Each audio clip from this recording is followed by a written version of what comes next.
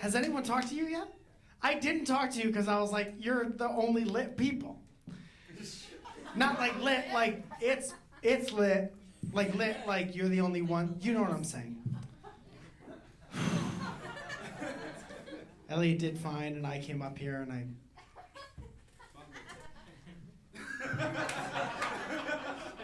fucked it up with the lit thing, and I apologize. What is your name? Carly.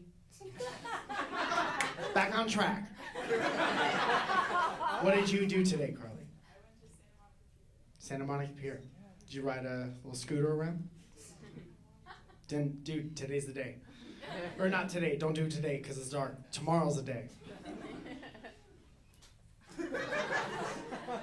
You have to try them. They're lit. I think I'm too old to pull that phrase off now.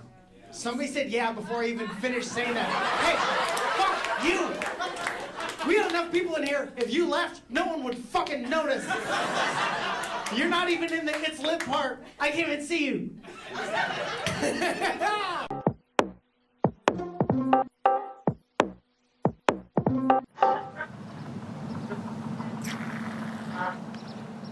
Sometimes you're just too old to do things, like trick-or-treating. And we should talk about that because it's early enough in October where I might be able to save some of you. Adrian, Quentin Tarantino says, how old is too old to go trick-or-treating? This might be an unpopular opinion. 2 years after you're done going with your parents. Here's what happens. You go with your parents, you have a grand old time. Then you go by yourself or, no, not by yourself. That's the saddest thing I've ever said in my life. You go with a small group of friends and you have the best time of your entire life. And you're always going to be chasing the first time you didn't go with your parents. It's like when you do heroin. I've never done heroin, but I have read books. So you're chasing the dragon after that. So what happens is the year after, it's not as good. So you compensate, try to get those dopamine levels up by breaking shit. Then you're starting to become a piece of shit. So why not duck out right before you completely turn the corner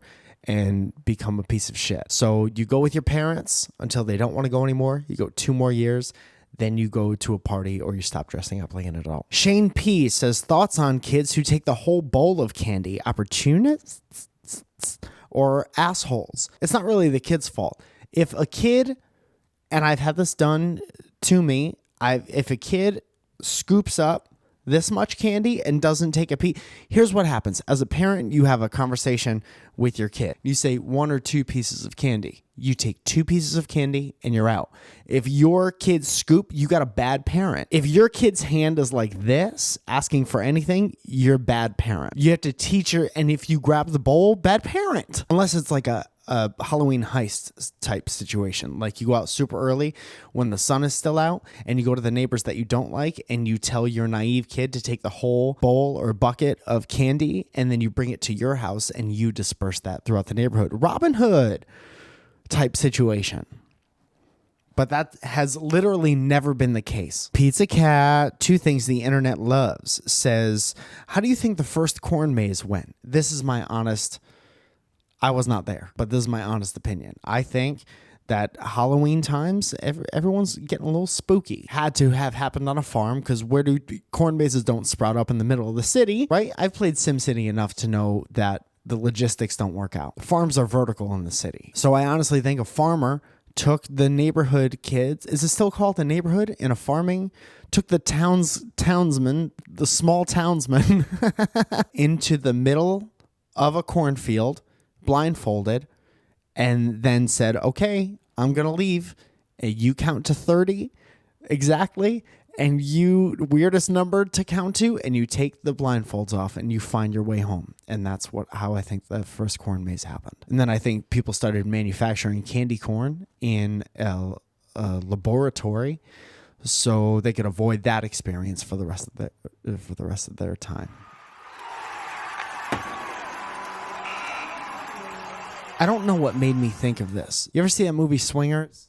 You know that that one scene where they make Wayne Gretzky's little head bleed when they're playing Sega Genesis? They're playing a video game called NHL 94 or 95, whenever that movie came out. I thought it was hilarious that they made hockey players bleed in that. I thought that was so funny because that was made by EA Sports, and EA Sports used to have a slogan, if it's in the game, it's in the game, right? So obviously, if you hit somebody hard enough, Wayne Gretzky, Steve Smith, or otherwise, Jeremy Roenick, his little head's going to bleed, right? But that's fascinating because those motherfuckers didn't even have faces. So if it's in the game, it's in the game. Great, that's all well and good, but those little men didn't even have noses.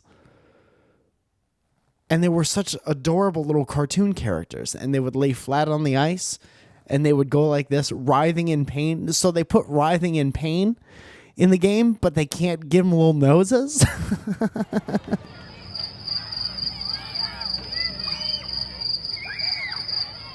Here's another thing I learned about myself this week. I suck at auditioning. I had an audition to play a douche who had 4 lines. And I was like, before I even read the script, I was like, I got this. So I go in and I could feel myself freezing up. I'm not a good actor. I don't audition well. Should take a class. Probably won't. But I probably will out of necessity at some point when I become a little bit older than myself and I'm trying to get all the roles that Jeff Daniels would get, but Jeff Daniels is dead someday. I hope Jeff Daniels never dies. But when he does, I'm going to look like even more of a stoner and try to pick up the pieces. So I go into the audition environment. If you've ever been there, basically it's a bunch of people who look similar to you, and you go in, everyone's reading sides, everyone's reading the script, and it's just a long, cold room, and it had one couch and a bunch of family style tables like the Olive Garden. And so I thought, when we're here, we're family. So I tried to sit down next to a gentleman, and he was sitting kind of in the middle of a love seat, which is, who taught you how to sit down, right? And he was reading his sides, and I said, do you mind if because I had already memorized the lines, not to brag. That was a little douchey. See, I could do it. He was sitting down. I said, can I please sit next to you? And instead of just moving over, instead of saying, yeah, go ahead, he looks at me, and then he moves his bag a little bit, doesn't say a word. And I'm like, dude, don't treat me like the enemy, because, and you don't know this yet, but I'm not going to get it.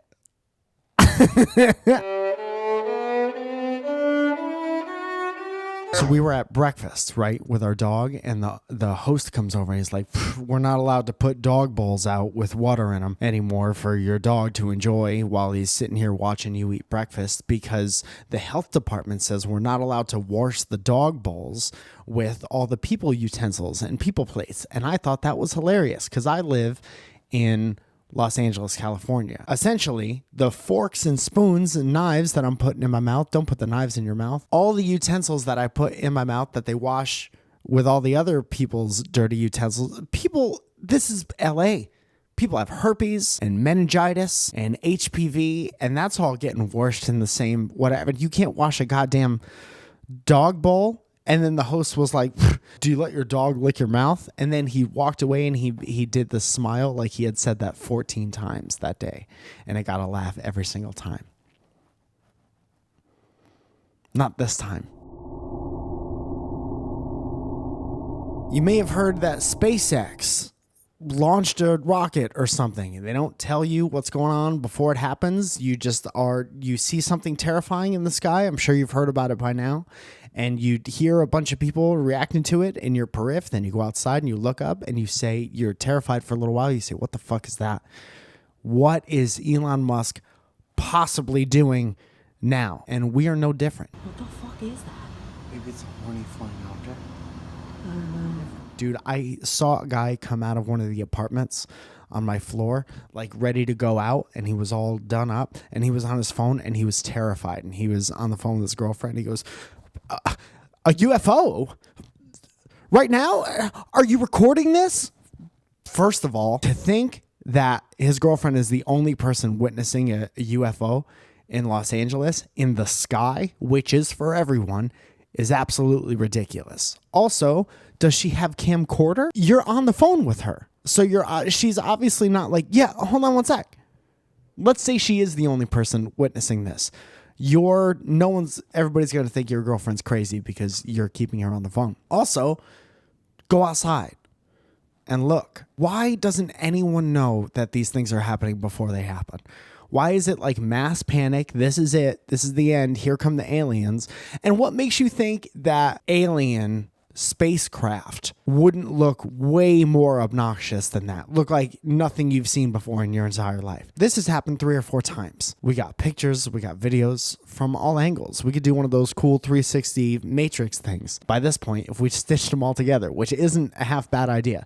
But if aliens came down, shit would look, in my opinion, my stupid small human opinion, everything would look different. And we can't even fathom what it would look like. And it would be terrifying. And I would be outside and I'd be like, because what are you going to do in that situation? I would just try to look as friendly as possible, which doesn't mean anything because aliens don't know what friendly is or what humans look like when they're being friendly. I would be outside, try to look non-threatening. I'd be like, keep me alive if you want, but if this is it, I get it. I had a good time. All right, that's it. Some fun things coming up this month. The Friends and Friends crowd work show, which is where the intro was filmed to this particular video, is taking place once again on October 20th, which is Saturday. Come on down. There will be a ticket link below and also on Eventbrite if you can't find it. Below on the website that you're already on, you'll see some names pop up on the screen. Now, those are contributors to, those are members of my YouTube channel, and they contribute $5 a month. They get 5 extra things for that. So if you want to be part of this list of people, you can click the join button down below or go to my URL/join if you're on the iOS, because I understand that they don't have a button just yet. And isn't that the thing? Aren't we all just waiting for a button? I had a good time this morning. Hope you also had a good time. Hope that you have a Merry Christmas eventually when it's time for Christmas. All right. I love you. Happy Halloween. Don't go trick-or-treating. Seriously, it's creepier than anything.